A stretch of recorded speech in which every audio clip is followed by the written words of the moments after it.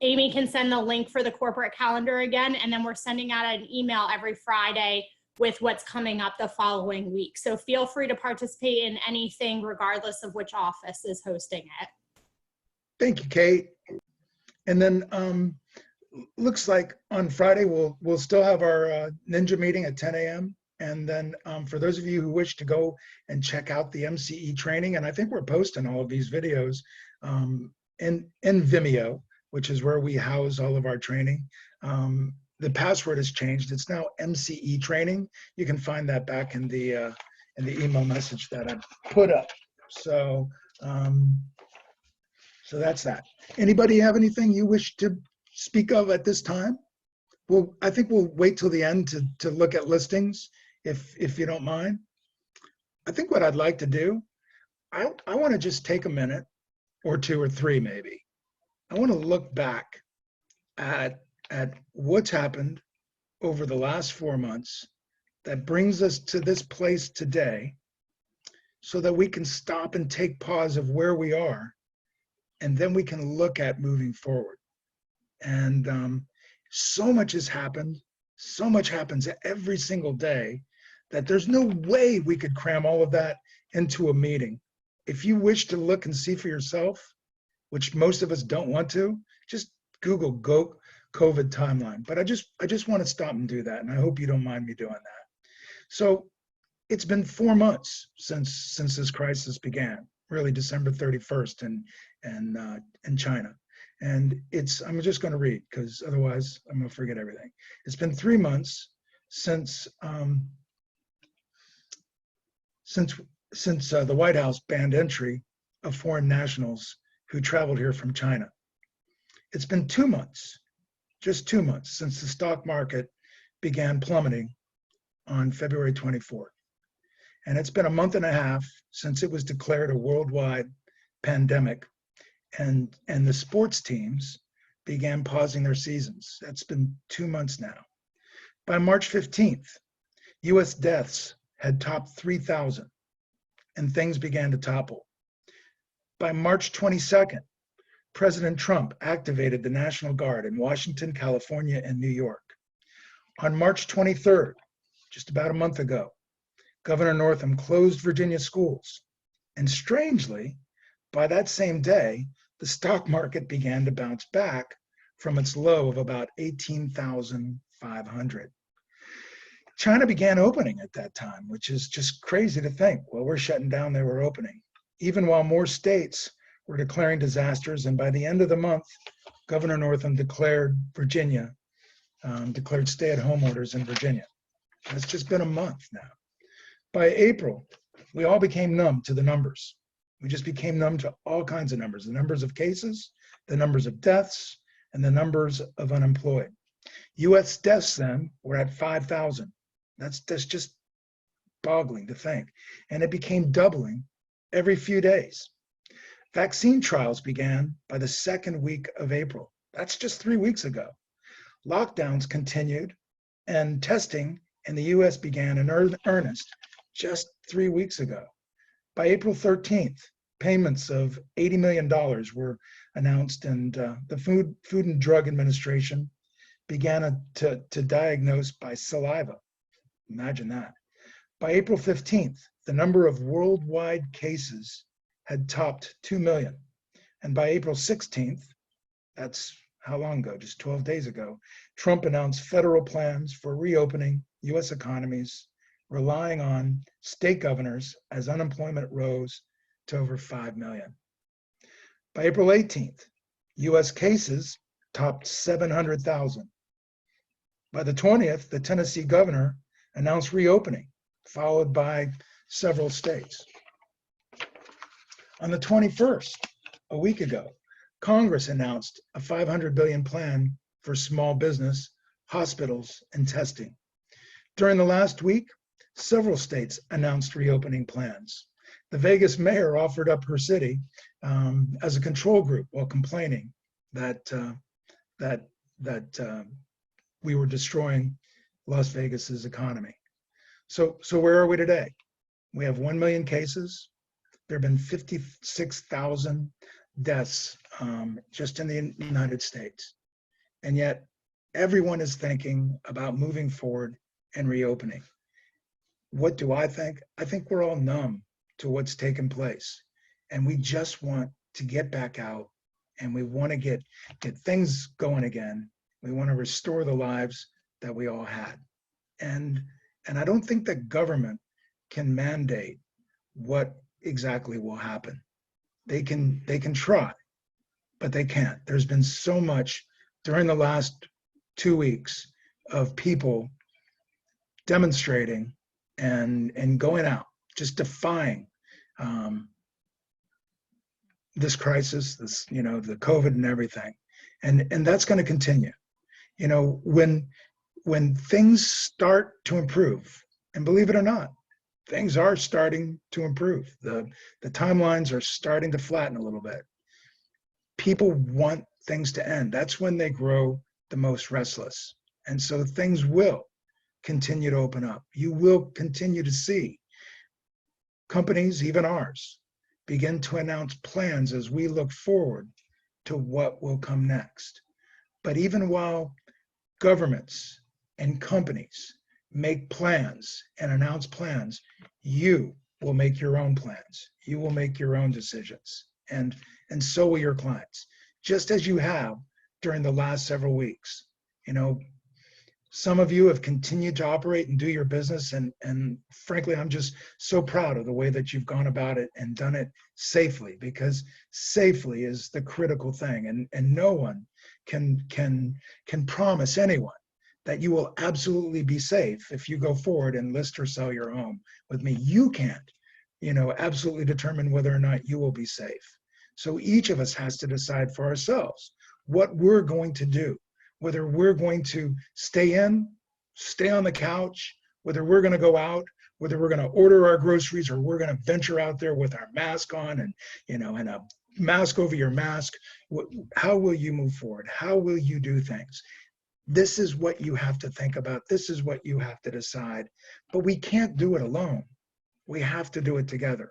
We have to help each other think about how we can safely move back into this market. Because if we don't think about how we can do it and do it safely, we could be back where we were before and for a longer period of time.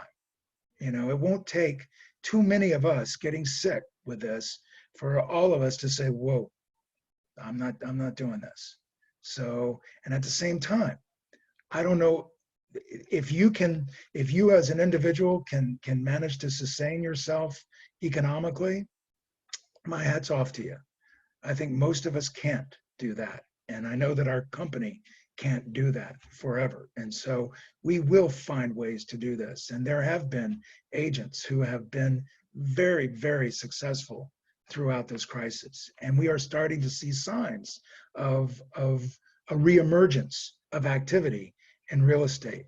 I know I see Laura Schwartz's box here, not online, but Laura sent a message last night about some activity that she had noticed in Arlington, about sales starting to really happen there. And I'm clearly seeing properties going on the market and selling quickly. But what will happen in the future? Still uncertain. Will the economy bounce back in a V shape, or is all of this unemployment going to cause more drag than what folks have considered? Right now, stock market's looking pretty good. I mean, we were at a high of 29,000. We were at a low of 18,500, and I believe it was at what, 24.5 yesterday.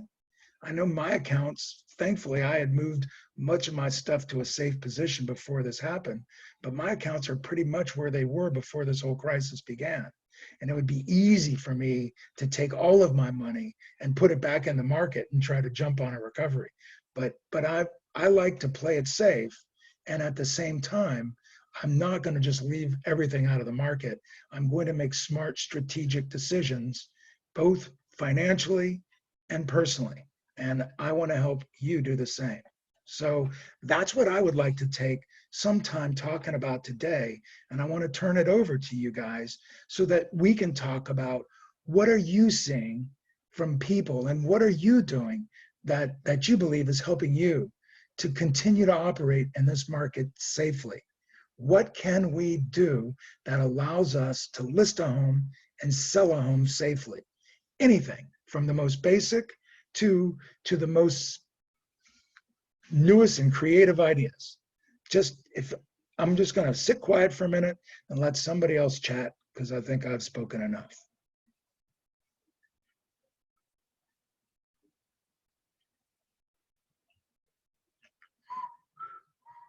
Don't make me start unmuting you, because I will.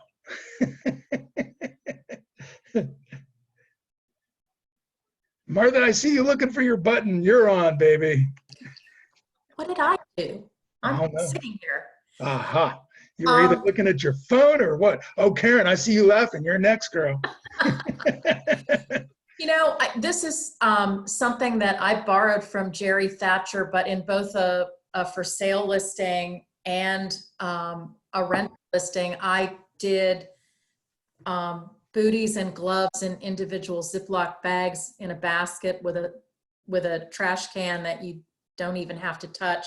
It's just a foot pedal. And I think people have appreciated the effort. These are both vacant listings, but still, you know, before we went on the market, I went through myself after a professional cleaning, and I went through and I Lysoled the doorknobs and the light switches, just so that I knew that that had been done. And yeah, I think that's important to people. It's small, but you know, I think it's important. Thank you. That's great. You know, wouldn't hurt doing something like that every so often.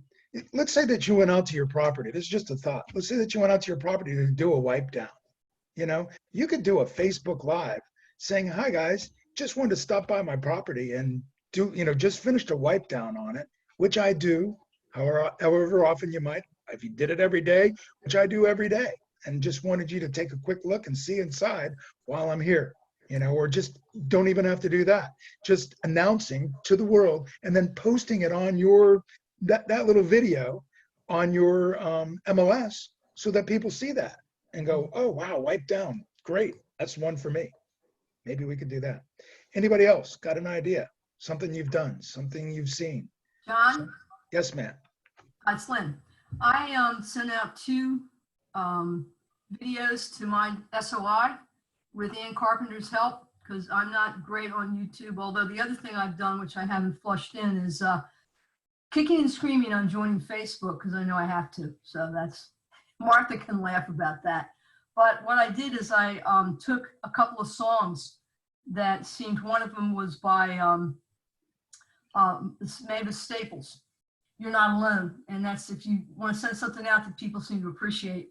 And then you have a visual of mine was the river with a dot going out to it, and just a few words. They click on the picture, and I got a lot of good feedback from it. And then I sent another one out that's kind of the same theme, but another song. So I'm going to do that about every 3 weeks, and it'll be a lot better doing it on email plus Facebook, I think. I know I'm a novice at this kind of stuff, but it's just kind of a message that I'm thinking about you. I know this is a rough time. We're here. We're going to make it, however you say that. But it seems to be pretty well received, and I enjoy doing it personally. So that's something you might want to think about doing. And if you have any questions about songs that might work, give me a call or shoot me an email, and I'll be glad to share with you the Mavis Staples song is just, it comes up on YouTube. It was very much appropriate for what we're going through. That's awesome. So you posted it out on Facebook? Is that where you were displaying? No, I got on Facebook by accident. I was trying, I had a mass for my mother on the 18th, and I had it at St. Anne's. And I was trying to look at it, live stream, and then the only way you could look at it was if you went on Facebook, so I had no choice. Then they didn't even have a mass streaming at that time.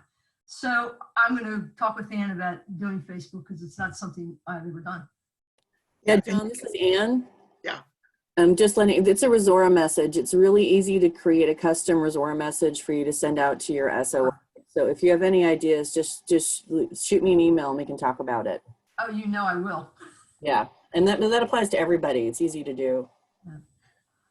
So for those of you who don't know, Resora is a platform. right? All it is it's something where you can create a message and send it out to whatever distribution list you choose to, your sphere of influence. You know, most agents were using it for sending stuff out to other realtors, but this is a great time for sending stuff out to your sphere of influence. And just so I know, can you embed a video in it so that? Yes, yeah. I did that. So all I need is the link to the video. We did 2 messages, Lynn and I. We did one that was a Mavis Staples song, and we did one with John Prine doing a duet, Angel from Montgomery. So that's super easy to do that. We can even, I've done a message where you link to an article that was relevant. So if there's something that you've read that you think would really be appealing to your SOI, it's super easy to create a message with a simple graphic saying, read this, thought of you, it could be useful, and then hyperlink it to an article anywhere on the web. So it's just think about, there are different ways you can communicate, but it's a beautiful email platform.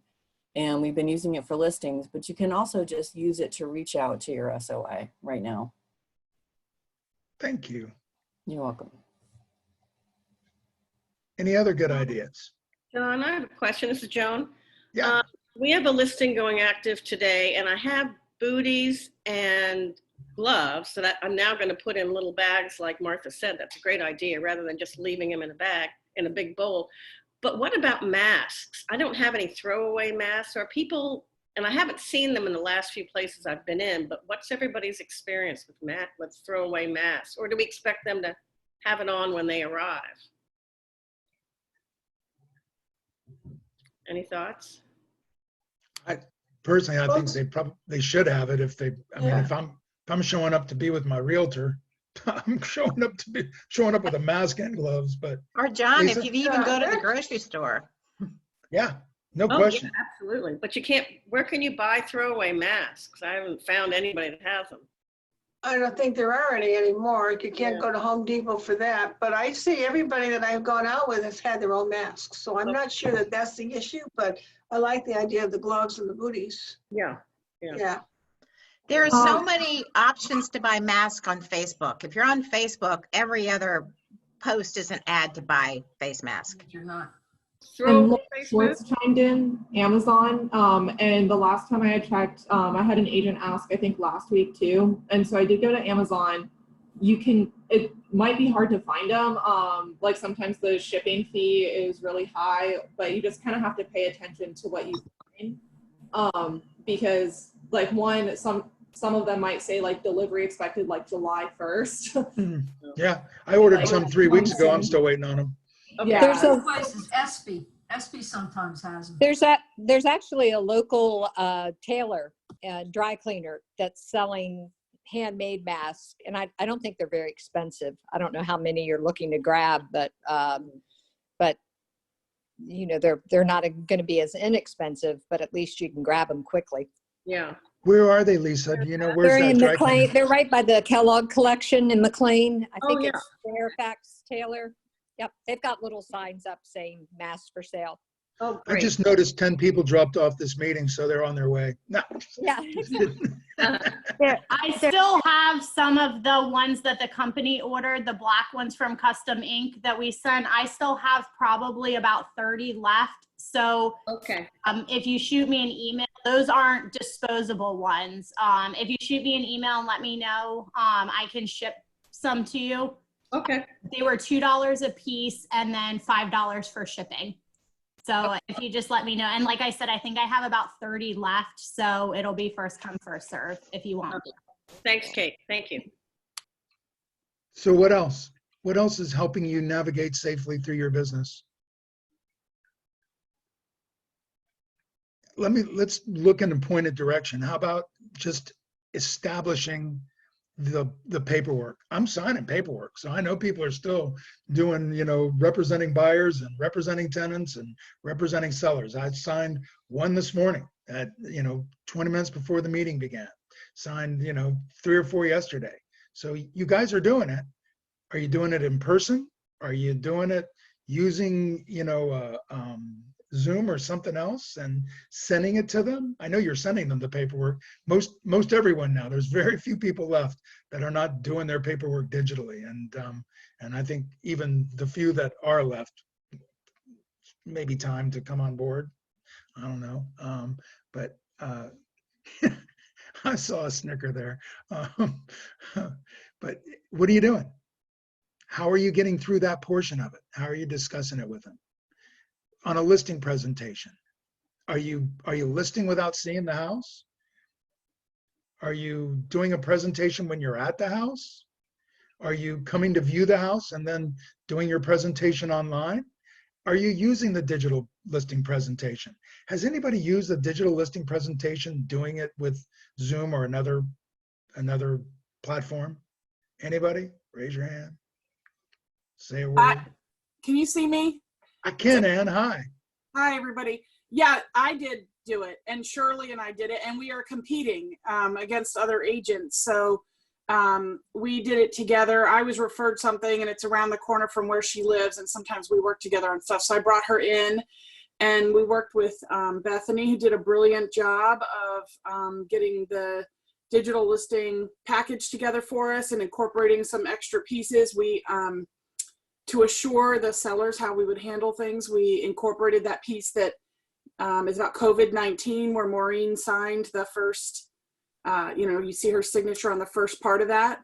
And we talked about how we would do it. We tried to do, the husband did a walkthrough, virtual tour, and that was hard to make. So he did a walkthrough. Did he FaceTime or? Yeah, he did, but it was dark and it was cluttered. It was really hard to tell what we were seeing, but it was better than nothing. So we're in the running. I went back to the person who referred me the business, and I thanked her and told her how we were handling it. She seemed very pleased with how we did it, and we're waiting to hear. I think we'll hear later this week or early next. So it went well. I would say practice, because the medium in which we did it felt unfamiliar. They were unfamiliar. We had no rapport with them going into it. And of course, the listing material was new. So everything felt new. The way we did it, they were new, and the materials we were presenting were new. But I did think it went pretty well given the circumstances. And I think they appreciated the hustle, and we could say, we don't know who else. Look at this incredible piece that McInerney put together in short order to keep you safe and us safe. And I mean, the quality, there's no question. Kudos to Jeannie and the marketing team. It's an incredible piece. So that's awesome. I'm gonna show that piece. I guess I'll do that. But if there was something that you would do differently, can you think of what it might be? Yeah, I would have practiced more. Okay. Because it's not, it's not flawless, and you don't know what questions they're going to ask. And like Jeannie cautioned those of us on that Friday call, you want to have your tabs open at the top of your screen so that if they ask questions about the market, you can go to the market data. If they ask questions about the velocity chart or whatever we call it. One of the things you can't do very well on this, you can't blow up the pages where you want. Like, you can't hover over the exact piece you want and blow just that up. It sort of skews off your screen a little, if that makes sense. So hopefully that technology, but yeah, you can use the scroll button on your mouse to zoom in. There's the plus and minus buttons, and there's a little box down on the right. Click on that plus or that little box. Then you can use the scroll button on your mouse, point at where you want to zoom in on, and it should do that for you. We did zoom in, but we couldn't get it to go exactly where we wanted. Like it limited in how you could move around the page. I'm going to stop sharing because I'm making myself dizzy. And see, I need to practice. We all need to. I wanted to share because we did do it, and we're waiting to hear if we got the listing. So fingers crossed. So did you? Good luck. Thank you for sharing that. Did you record your practice session? Oh, so that's another thing. Yes, we did not record our practice session, but we recorded. Well, we thought we recorded the listing appointment. Well, my trusty laptop that I'm on my iPad this laptop, Kathy McInerney's helping me, the battery died during it while it was plugged in. I don't know what happened, but I got a battery message. It ended, we had finished with them, but I was at that part where it says, you know, it's like consolidating your recording or whatever it says at the end there. And it was doing that. And I had to like quick try to go plug in the laptop again. And it just didn't save. Now you had helped me look for Zoom files on my computer. You told me what to look for. So I know, I mean, I am a dummy about this, but I did find another test I did. So I think I searched the right way. I don't think it saved. Yeah. And it was an hour and a half long. And Jennifer told me those can take forever to download. So I think that interruption in the power it just went away. Yeah. And even when you download, then you have to figure out what you're going to do with it. You can download, if you don't have a paid account, you can only download to your computer. If you do have a paid account, you can download to the cloud. So, you know, well, from there, I want to download to the cloud from now on because, you know, we got a question from a stager who we consulted afterwards about the house, and we couldn't go back and look at the horrible tour he gave us, but it would have been something, you know? So I don't know. I think I have to work that out in the future because I didn't like how that went down. So yeah. So then once you've downloaded it to the cloud, it's only you can only download a certain number of megabytes, or you got to pay them more. If you want to, you can take that recording and you can upload it to a YouTube account. Create a YouTube account for yourself, and you can upload it to YouTube, and you can house it there. And that way, once Zoom, because Zoom will start sending you messages, we're going to delete in 7 days. We're going to delete, yeah. And also you can edit it from YouTube. I mean, it's not a program that's like a professional program that you pay for, but it is pretty good. And you could edit. You could take clips of it, and you could clip things together. So once you have some of the videos, you could create a marketing piece for yourself and use that marketing piece, whether in a presentation or using Resora or on Facebook or some other place. You know, once you've got some really good recorded clips, why not take advantage of them and use them for future stuff? So that's really cool. Was there just one last, and thank you for sharing all this, was there one area of the presentation that you felt using Zoom with was most beneficial? Doing it, you know, some areas you're never going to do it with, but some areas I don't know how, once I've done it, I don't know how I could go back to doing it any other way. I mean, that two things come to mind when you say that.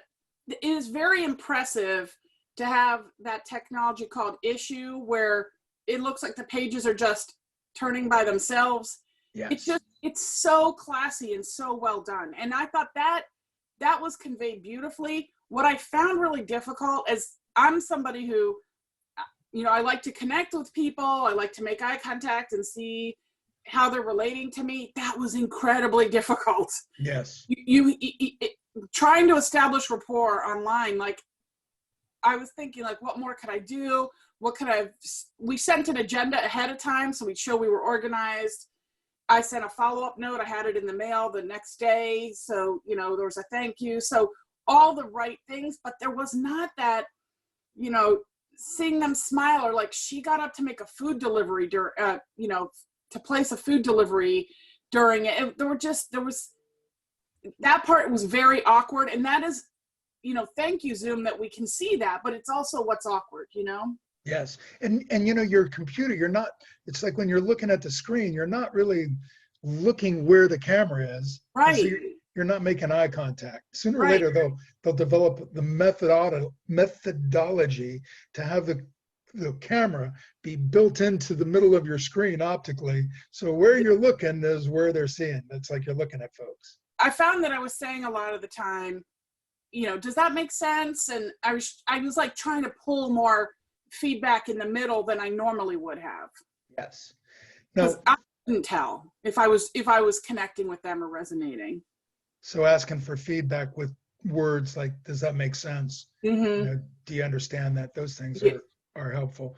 And God, something else went through my mind right there.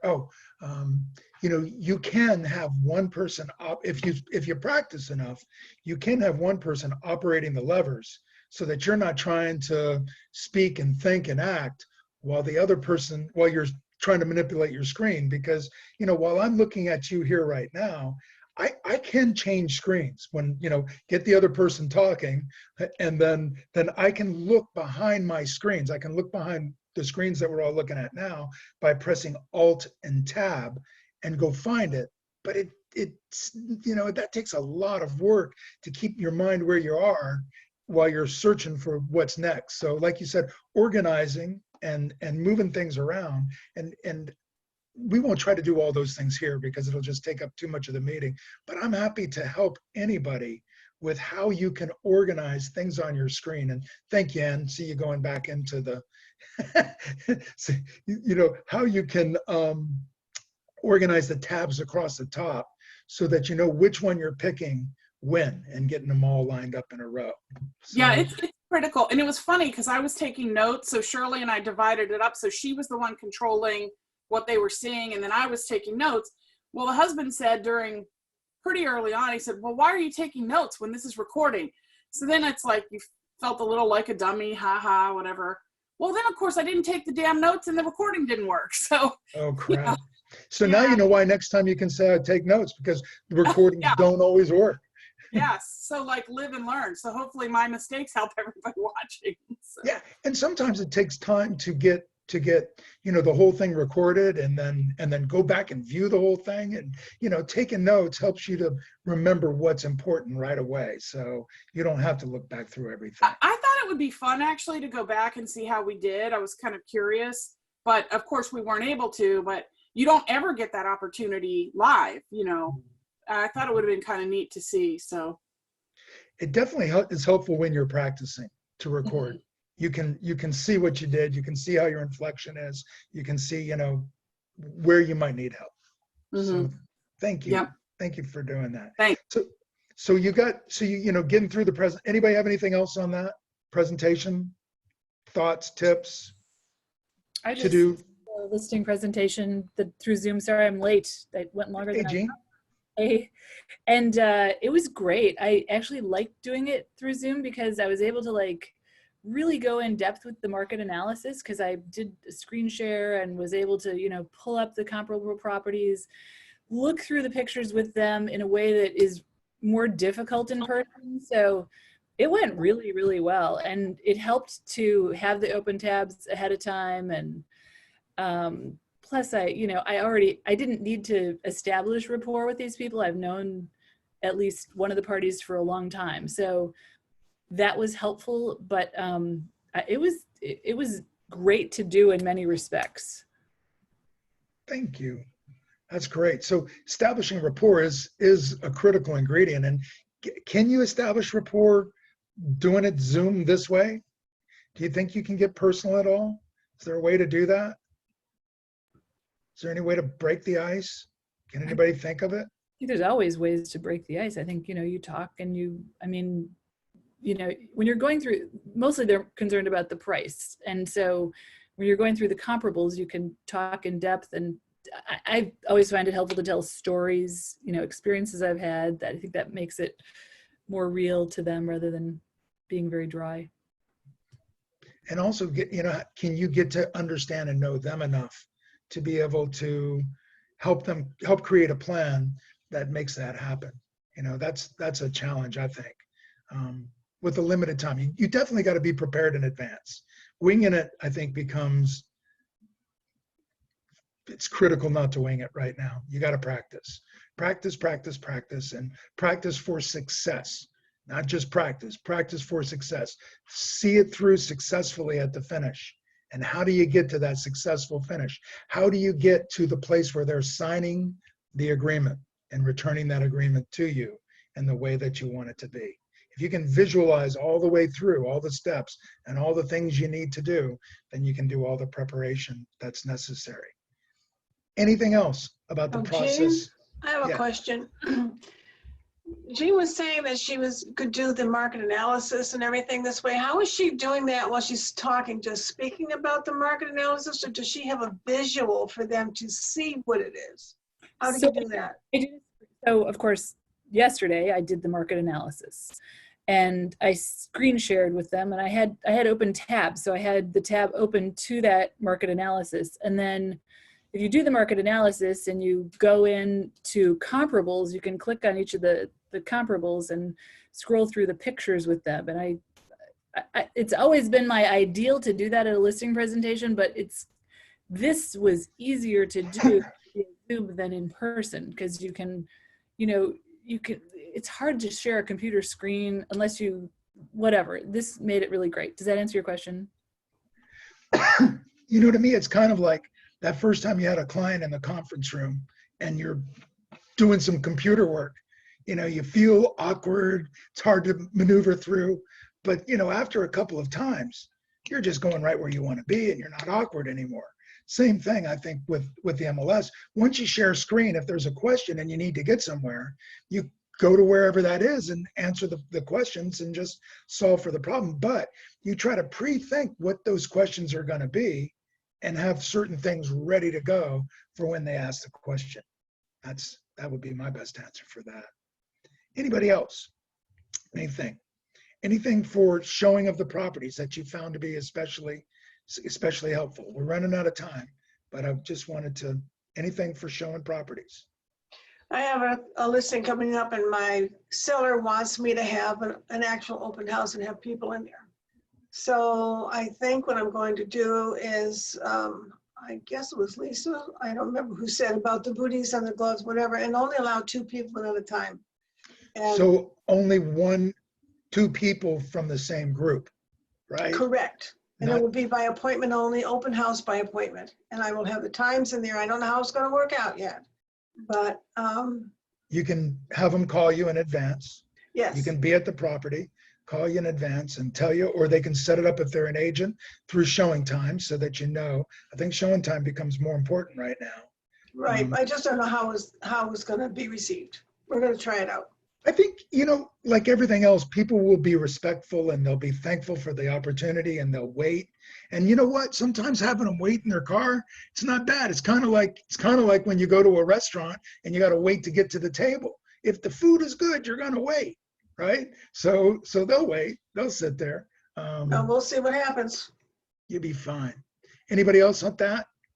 So open houses, I strongly encourage you to do scheduled appointment open houses, and how you market it in advance and how you market it while you're there. You don't just have to sit there and do nothing now like we did in old times. You can market that property while you're sitting there. Get there a little bit early and do a FaceTime and or do a recording and share it out. You can share it out on Facebook. You can share it out on other social media sites. If you do it far enough in advance, you can do a video and then have that sent to your, through Resora to your sphere of influence. You can do some research and find properties where those people might be interested in moving to yours and email the fact you're holding an open house to the agents who have properties on the market that might move up to your property. You can use MLS with reverse prospecting to get agent lists for sending a video to those agents that would be interested in your property. All of these things, if you're saying, what the hell did he just say? Reach out and ask me and I'll help you. And then staff can help you to make it happen. We can do it. We can do this together. Any other questions? John, Mhm. it's Elena. Hi, Elena. Hi, how are you? I had something interesting on the last transaction I did. The listing agent was really good and sent us all the receipts for everything in detail. But the other thing they did was they took a video of all the repairs that were made, and sent that to us also. That's pretty cool. That helped with the buyers a lot. It just made them feel more comfortable. And then when we did the walkthrough, you didn't have to stay very long, to check. You could briefly go through the house. It was really, and again, these weren't major issues. They were all obvious, repairs, standard repairs. Right. But I thought that was and that had nothing to do with Zoom or anything, but I just thought that was, very nice of him to do that. And you could, if using Zoom or any other platform that allows media, if they wanted to go back and look at it some more without going physically into the house, so an agent could be at the property and show that again and take a look at it and discuss it and talk about it. So You know, if I were selling my house, I might even consider today having a home inspection with video done in advance and making that available to people. You know, right now things are still moving pretty quickly and pretty easily. So if you're priced right and you show well, you're gonna sell. You know, buyers who are out there are serious, and they're not messing around. So, and they don't, you know, I wouldn't want to be. If I'm serious about buying a home, I'm not going to look at homes unless I'm serious. And if I'm serious, I'm not messing around once I find the home I want to buy, because I don't want to go back out there again. So, you know, that's causing people to act seriously. So capture them while you can. We don't know what's going to happen moving forward. I said a week or two ago that things look bleakest when you're where we are now. Well, that may be, but what I'm seeing is people are already seeing beyond this. They're thinking past this. We're numb to the numbers, and we're thinking about how the hell do we get out of this? So you know, that's what we have to focus on, is how we can help others and ourselves move forward from where we are now. Some things will never be the same, and some things will, but we'll just navigate and get there together. Okay, I think we can end this for now. This has been good. I've enjoyed this discussion. I hope you guys have as well, if you found it to be useful time. For anyone who's interested, first of all, does anybody have anything they want to share? Anything you want to say? I do, John. Yes. I'm going through a refi right now, and it's like giving birth to quintuplets. And I think it's good for us to do that every once in a while because it increases our empathy. But the point is, I think as a listing agent, you need to really be in touch with that loan officer, because things are changing by the minute. And they're not all bad. But I found out just for my own self that the next thing you know, there's something else. And I just wanted to let you know that I think, you know, we always are in touch with the listing agent, financial officer. It's even more important right now because of Freddie and Fannie and what have you. There's just stuff changing all the time. And I think it's important to keep abreast of well, even with your buyers, to keep abreast of what's going on so that you don't get a bad surprise.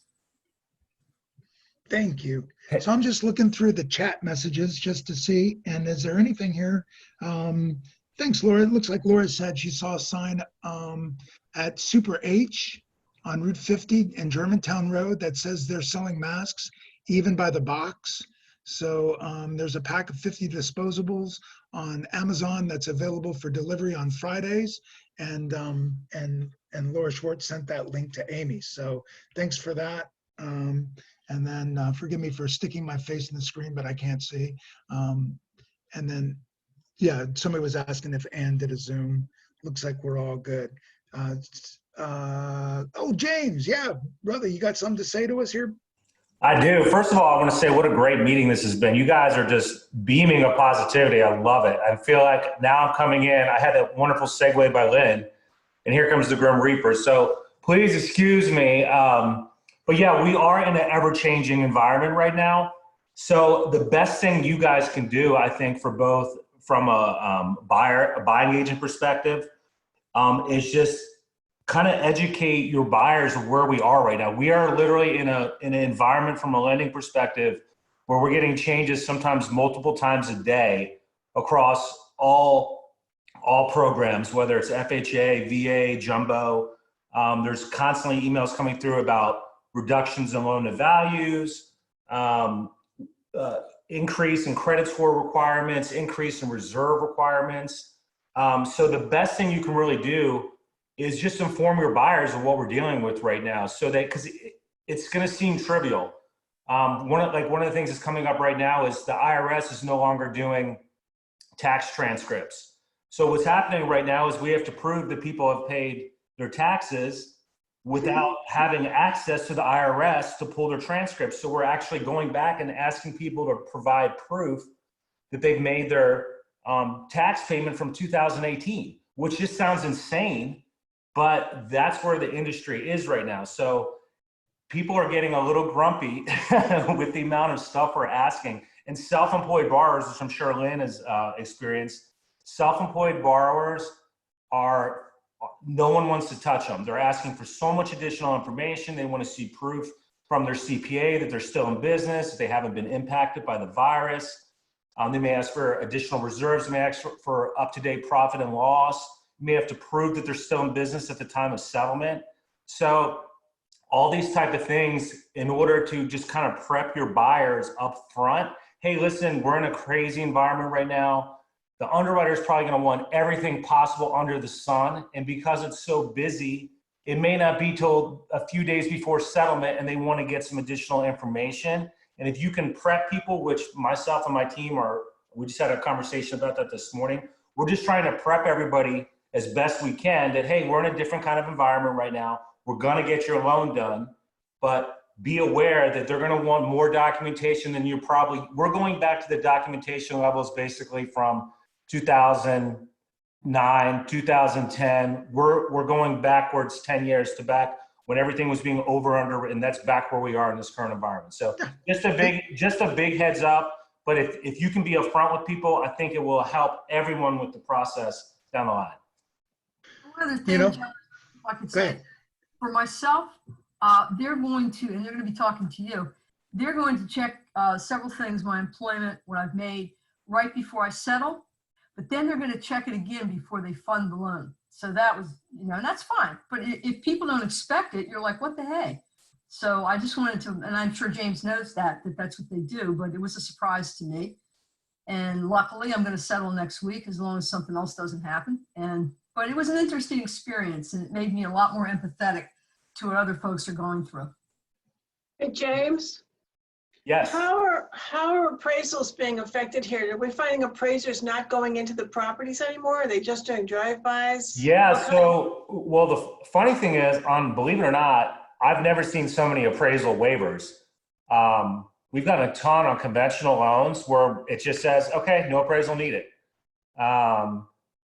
It's all over the board. A lot of times we don't get them on condos, you don't get them on investment properties.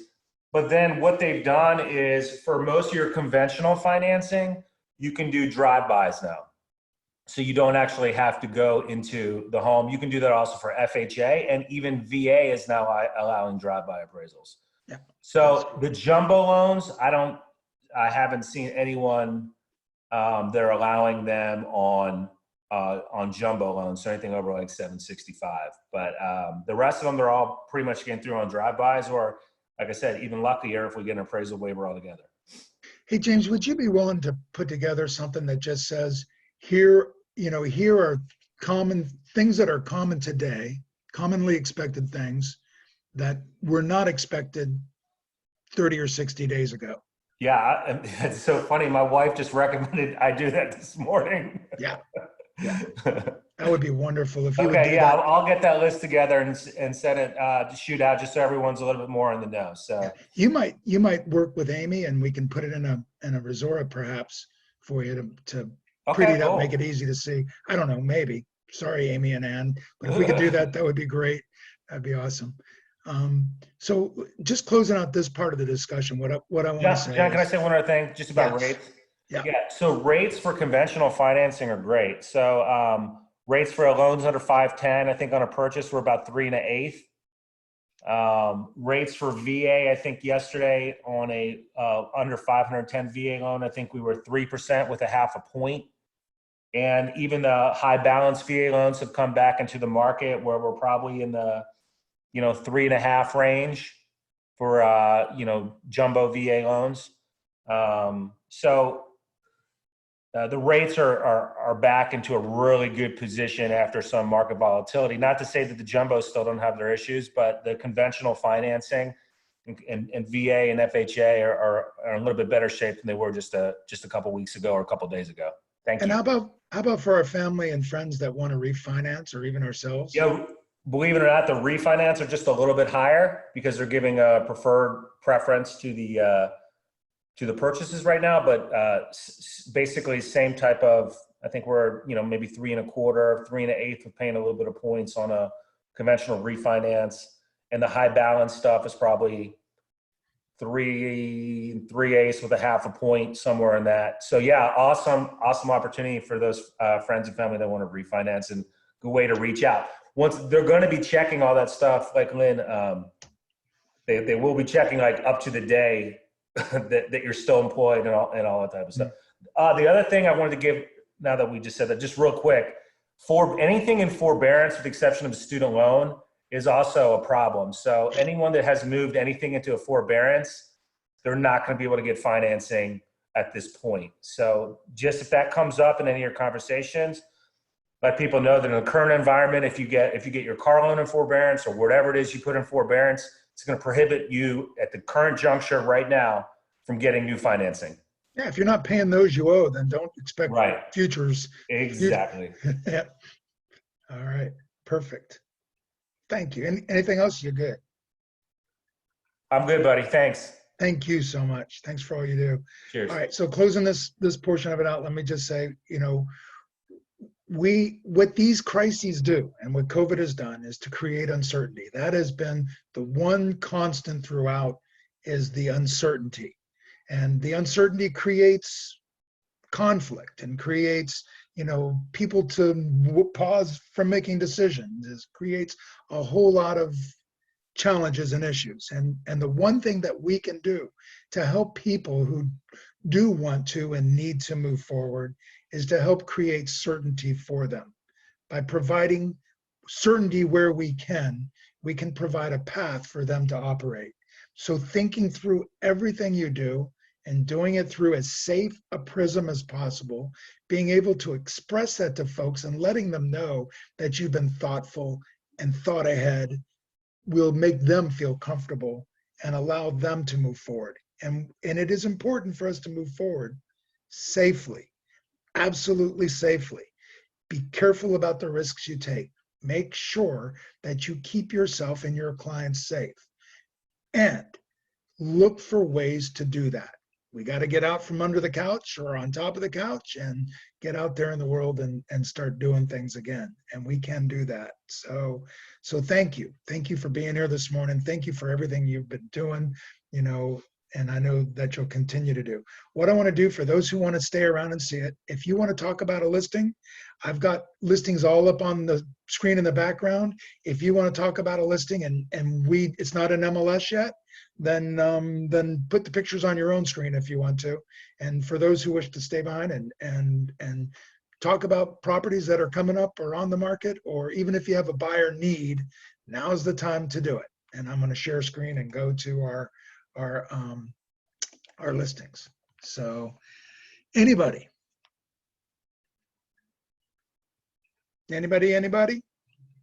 You can see there's properties coming up. Martha, you got to come in soon listing. Is she here still or did she take off? So I can see, CS, isn't that coming soon? Tell you what, status. And we're listed by date. So yeah, we got 3 coming soon listings. You can see one in Falls Church, one in Alexandria, one in Arlington. Martha, Sharzad, and Ann Nichols all have those. And you can see from this, what anybody wants to see pictures of any of these, let me know. We've got plenty of availables. And somebody said something? John, I've got a coming soon. Who is this? This is Joan.